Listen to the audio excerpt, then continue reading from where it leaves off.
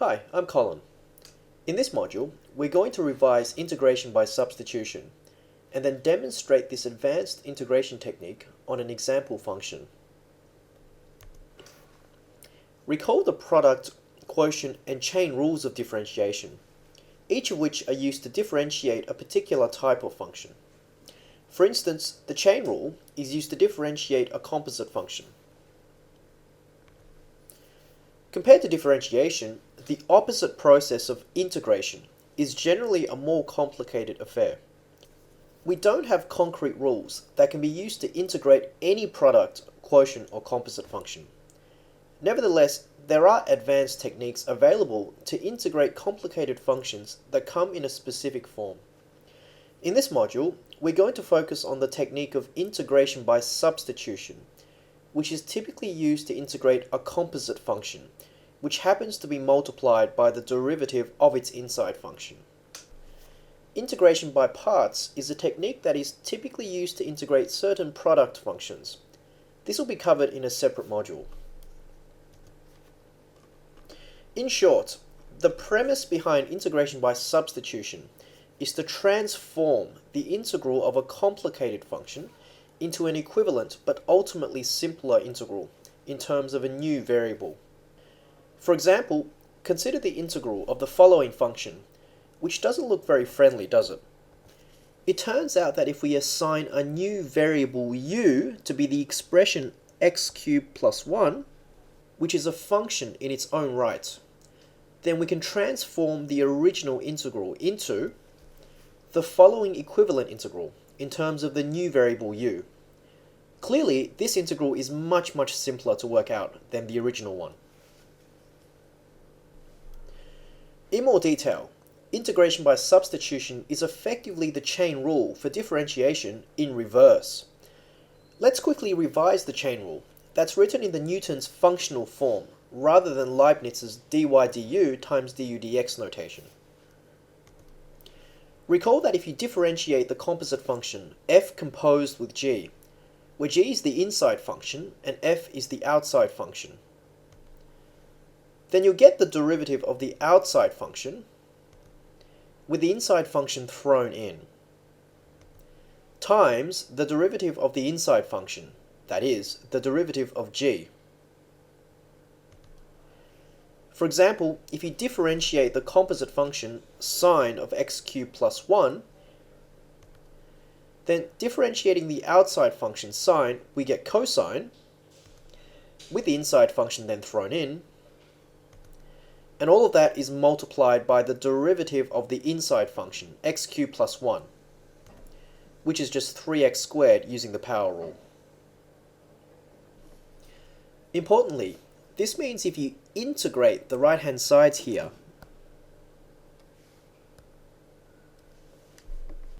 then you'll get back the function you started with.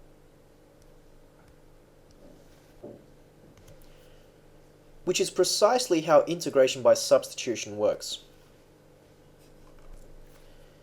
Thus, we can say that this technique can be used to integrate a composite function, with the additional catch that it happens to be multiplied by the derivative of its inside function. It turns out that the derivative of the inside function is allowed to differ by a constant multiple, which gives us some extra flexibility with the technique. That is, here, although the derivative of the inside function is 3x squared, the crucial bit we need turns out to be the x squared. The constant 3 can be any other non-zero constant. For example, 1, 10, minus 1,000, it doesn't really matter. Now that we've dealt with what integration by substitution is and when we typically use it, let's use it to evaluate the following integral.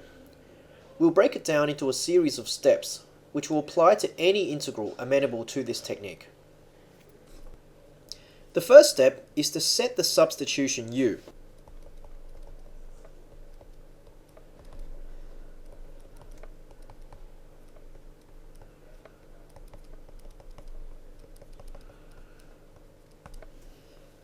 U is typically set to be the inside function of the composite function.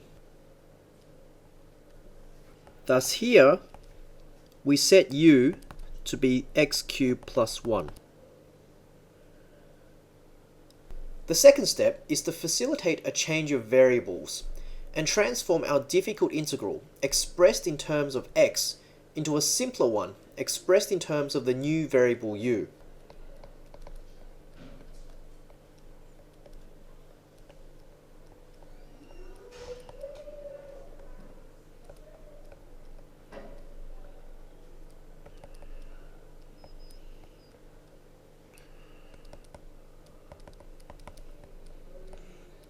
To do this, we first differentiate u with respect to x, giving us du dx is equal to 3x squared. Now, treating du dx equals 3x squared as an equation, where du and dx can be shuffled around separately, we then make dx the subject. Thus, multiplying both sides by dx, we get du is equal to 3x squared dx. We then divide both sides by 3x squared, giving us dx is equal to du on 3x squared. The reason we can split du away from dx is not obvious, and treated more rigorously in higher level maths courses. In terms of terminology, du and dx by themselves are called differentials. We then transform our original integral.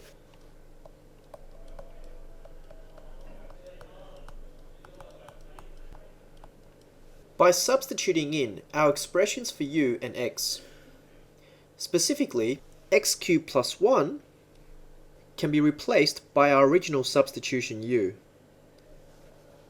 and dx can be replaced by du on 3x squared. This gives us the integral of 3x squared times cosine of just u times du on 3x squared. Notice now that the 3x squareds actually cancel away, which means all the x terms are effectively gone, leaving us with an integral that's expressed only in terms of the variable u.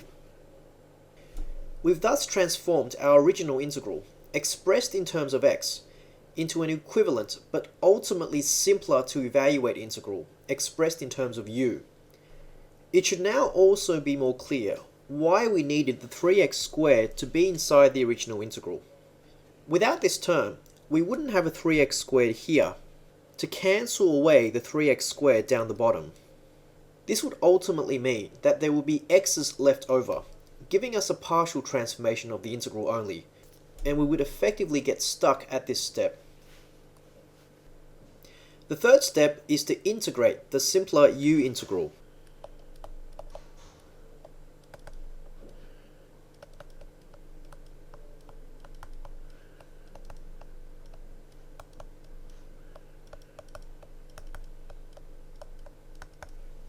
Here, integrating cos, we simply get sine.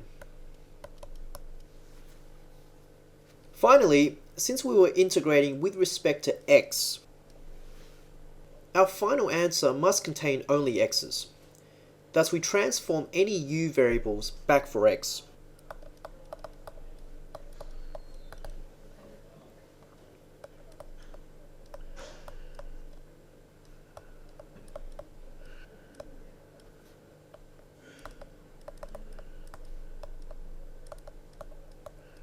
Here, that means we should substitute u back for x cubed plus 1.